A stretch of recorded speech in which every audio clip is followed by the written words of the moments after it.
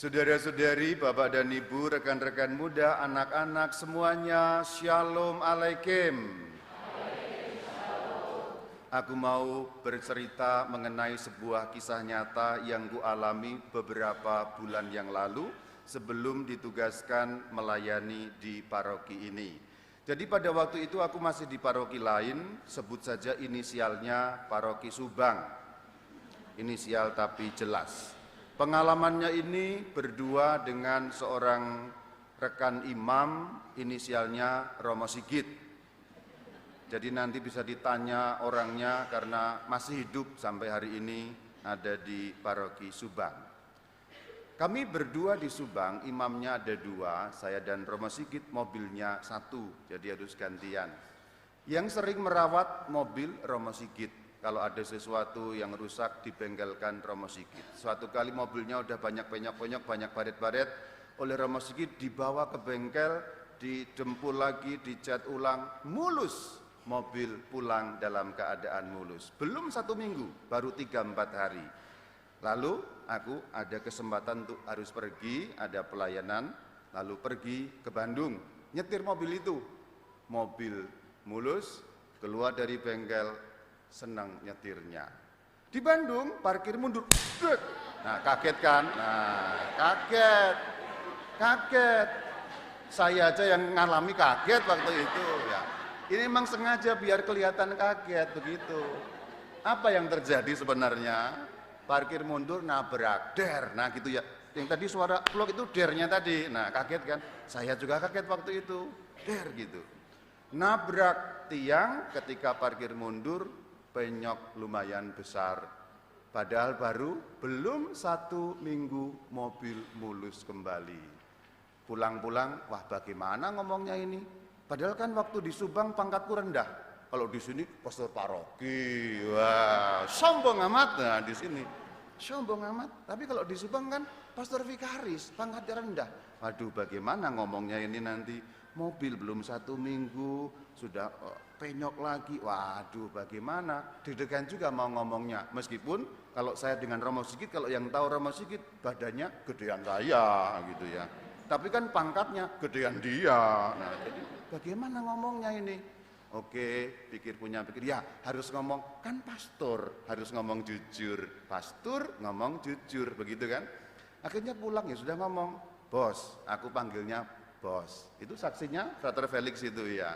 Kalau aku manggil pada Romo Sigit itu bos. Karena apa? Dulu pastor paroki, aku wakilnya. Jadi bos. Kalau sekarang sama-sama bos. Kembali ke laptop ya. Bos, aku mulai dengan senyum-senyum, nggak ngomong dulu. Tapi dia mulai curiga. Kenapa senyum-senyum? Wah udah curiga nih udah. Gini bos, mobilnya nabrak terus penyok. Terus dia lihat sebentar. Tapi akhirnya senyum. Rapopo katanya begitu. Rapopo itu bahasa Jawa yang artinya tidak apa-apa. Dia bilang rapopo. Karena beliau mengatakan rapopo, dalam hati aku juga mengatakan aku rapopo. Gitu ya. Aku rapopo. Karena dia mengatakan tidak apa-apa. Gampanglah nanti bisa dimasukkan bengkel kembali. Jadi aku berbuat keliru, berbuat salah, tapi dimaafkan dan tidak diapa-apakan. Pengalaman seperti itu, berbuat keliru, pengalaman berbuat salah, tapi kemudian diterima kembali tanpa diapa-apakan, pengalaman yang mengesankan. Pengalaman yang seperti itu jauh lebih besar lagi dialami oleh perempuan yang berbuat zina tadi. Karena hukumannya harusnya hukuman mati, tapi kemudian mengatakan Tuhan ketika berjumpa dengan perempuan tadi itu, aku pun tidak akan menghukum engkau. Padahal pengalaman yang kualami ketika berbuat salah dengan menabrakkan mobil sehingga penyok, itu sebenarnya tidaklah terlalu besar, sebutlah begitu. Bukan pengalaman yang harus dihukum dengan hukuman mati, tetapi pengalaman diampuni, diterima, dimaafkan. Itu pengalaman yang menyentuh dan membahagiakan. Apalagi kamu bisa bayangkan si perempuan yang harusnya terancam nyawanya, si perempuan yang harusnya terancam hukuman mati dengan dirajam, ditimpuki batu sehingga sampai meninggal, namanya hukuman rajam. Tapi kemudian tidak ada satupun yang menyentuh si perempuan itu. Bahkan Tuhan Yesus yang harusnya menghukum tidak melakukan penghukuman itu. Karena sebelumnya diceritakan apa? Tuhan mengatakan apa? Siapa yang tidak berbuat dosa, lempar, silakan. Pergi satu persatu mulai dari yang tertua. Kesimpulannya apa? Kalau kamu tua banyak dosanya, gitu, ya. Maaf yang tua-tua ya, enggak. Ini aku hanya ngomong di Injil ya, karena di dalam Injil terbukti keluar satu persatu dari yang tertua, berarti yang tertua itu merasa, oh aku lebih banyak dosanya, oke aku pulang duluan deh, enggak bisa ngelempari batu si perempuan ini. Satu-satunya yang tertinggal siapa? Baginda junjungan kita Yesus Kristus. Karena apa?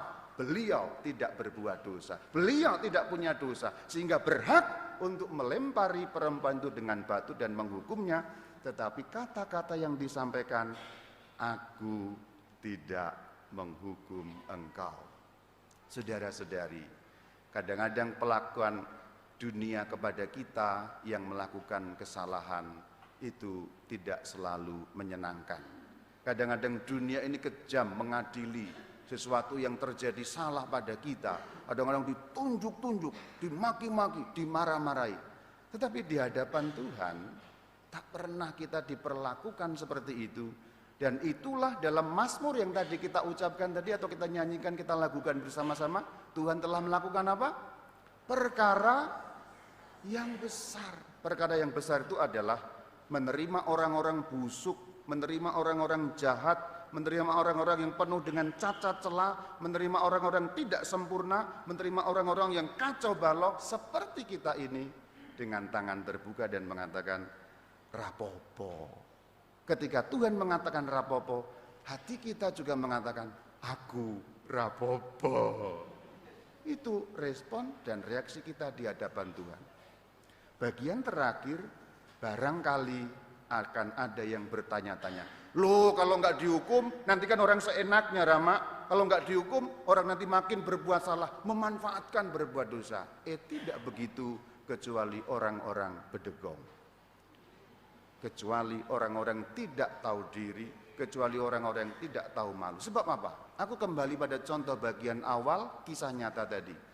Setelah Romo Sigit mengatakan rapopo, nggak apa-apa, sejak itu aku justru lebih berhati-hati, lebih menjaga diri untuk tidak berbuat salah lagi ketika nyetir, untuk lebih lagi ekstra berhati-hati supaya tidak enak, tidak rasanya sungkan kan? Orang ini baik, sudah menerima begitu, masa aku sekarang enak-enakan nabrak, ya sudah, nanti kalau nabrak lagi kan dimaafkan lagi. Tidak begitu. Justru sikap batin menjadi benar karena relasi yang baik. Tadinya kalau jalan wang 100 kilo, sekarang ngek 20 kilo gitu, iya. Hati-hati, hati-hati. Justru karena pengalaman dimaafkan, hati ini menjadi sungkan kalau bersalah lagi, sungkan kalau nabrak lagi.